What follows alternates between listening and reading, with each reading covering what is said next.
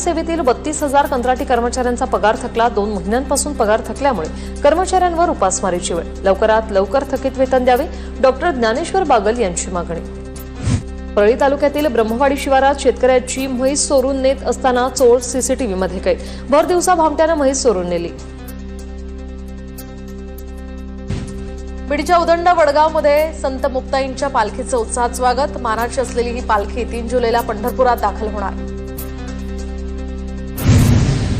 बीडमध्ये एका तरुणाला 2 जणांकडून मारहाण। सोबत आलेल्या मित्रानं घरी जाण्याचा हट्ट केल्यामुळे दोघांकडून मारहाण। शिवाजीनगर पोलीस ठाण्यात संदर्भात गुन्हा दाखल। बीडच्या माजल गावात 3 दिवसांपासून चोरीच्या घटनांमध्ये वाढ, तर हत्यारबंद चोरटे सीसीटीव्ही कॅमेऱ्यात कैद। लवकरात लवकर चोरट्यांना जेरबंद करण्याची ही मागणी।